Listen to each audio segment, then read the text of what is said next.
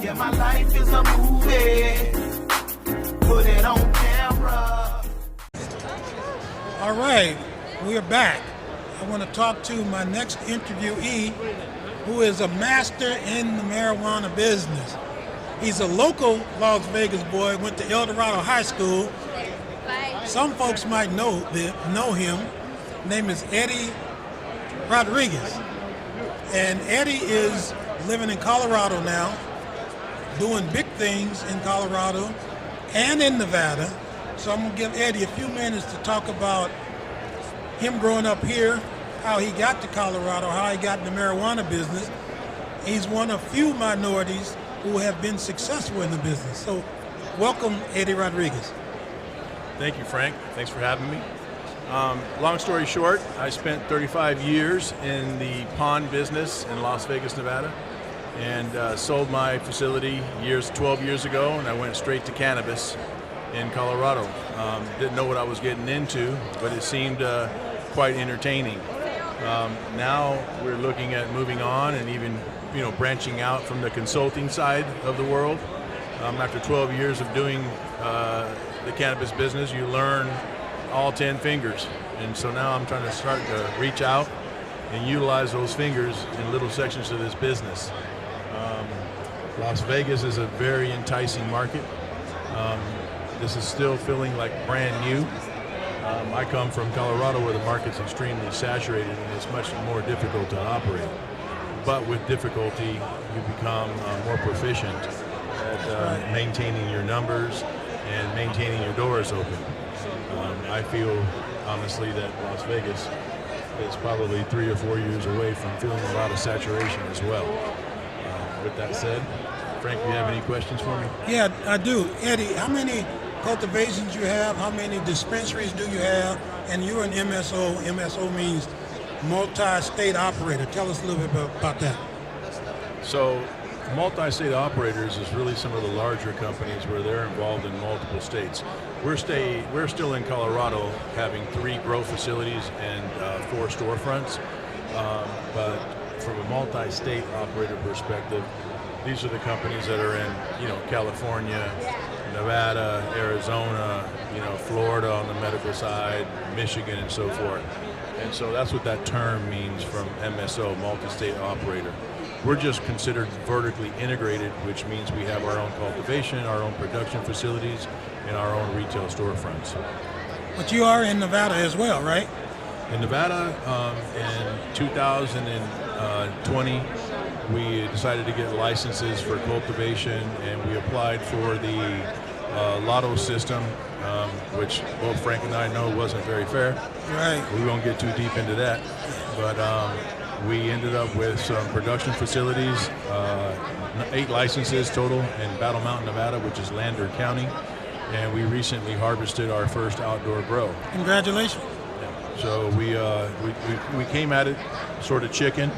We didn't go real heavy at it because even though I'm familiar with the Colorado market, I'm not that familiar with the Nevada market. So coming in really strong, not knowing what the origin of that product was going to be without a storefront is a little bit, too aggressive. So we're feeling it out, meeting with people, figuring out how the system works here in Nevada. And I've learned a lot of caveats, how the MSOs have already made decisions that are affecting the market. And so what I'm speaking of is from what I'm learning is already happening, where people are eating the cost of cultivation and creating a lower number in order to produce another product from an extraction perspective. And anybody who's in the industry needs to start paying attention to that, because that's the first step of what's coming. Some people's, I'm not saying MSOs, their agenda is not necessarily the same agenda of other small business owners. And so small business owners, in my opinion, need to pay attention to the motions that the MSOs are doing, because they can definitely affect the market. And I already see that. What advice would you give to young entrepreneur, a minority, ethnic minority, who wants to get into this business? Most of them believe they're locked out. What could you tell them from your experience? How could you encourage them? I really do like the topic of social equity. I think that's important. Being a minority myself, to have an opportunity to thrive in any industry, but specifically in industry like cannabis, where a lot of us minorities are still locked up in jail. And so having the opportunity to get into this industry is a good thing.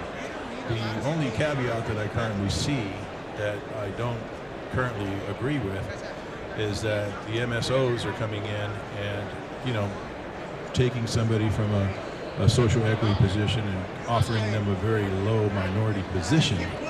Well, what did you gain with that? And so I think that the bylaws and provisions should be written in a manner where the social equity owners should have a higher percentage and remain on the books for a longer period of time, because what I'm seeing is they're just trying to welcome you through the door and show you the back door in a short period of time. And so I haven't seen anything yet. I'm sure it's out there, but as of yet, I haven't seen anything that it looks like a really good mutual agreement from the social equity side of things so far.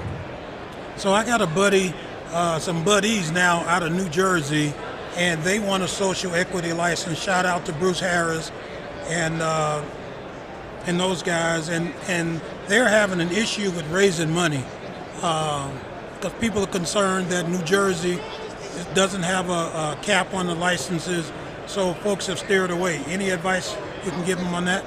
Well, that's a real valid point. You know, if you think about, you know, the value of licenses is really designed by the constitutional laws that are written by that state.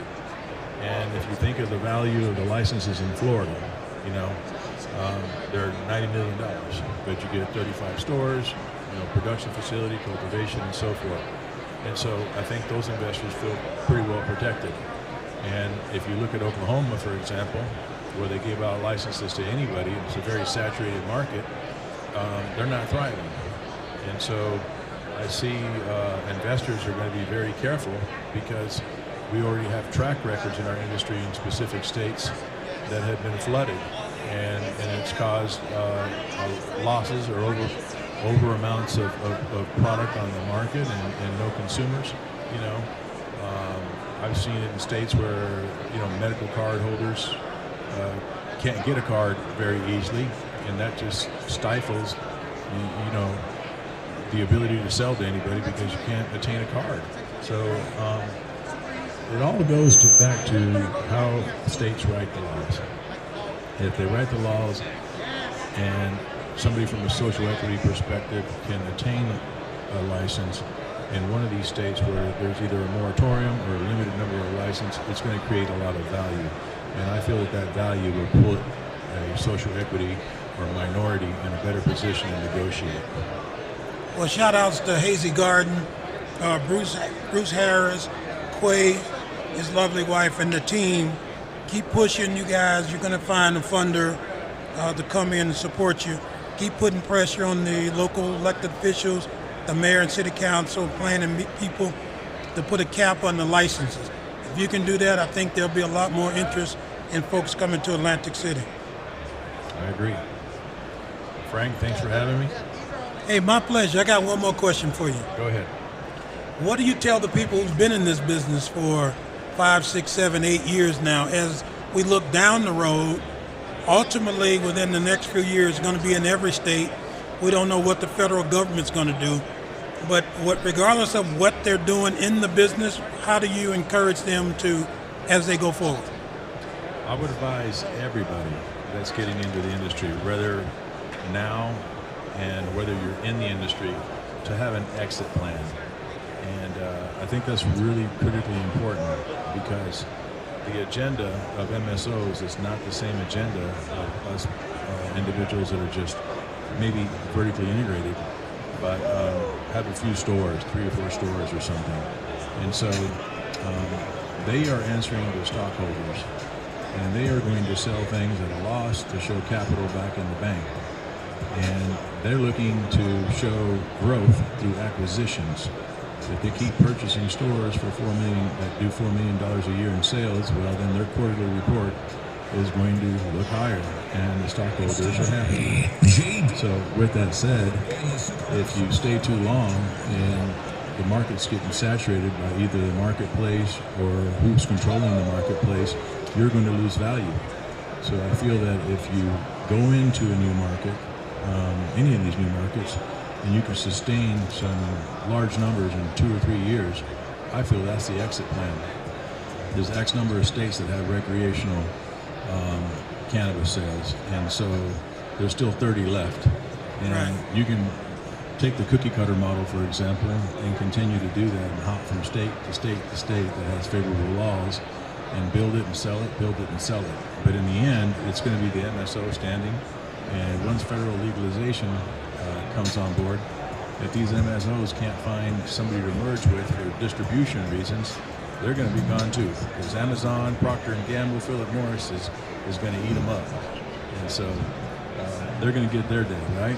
Yep. So I do feel that in the near future, the MSOs that are large will start making mergers for the purpose of distribution. In other words, give up a piece of their company to merge with somebody else that has the ability to provide better distribution, and like Amazon, for example, because you can't do it any better than them. So I think that'll be the future of cannabis, and mom and pop shops will not exist once you have a model like cannabis on board. Like Amazon on board. There's not going to be any reason to leave your house. Right. So I think that's why it's really important to have an exit strategy on every venture that you come into in cannabis. Thank you, Eddie. Appreciate you, man. Back to the music.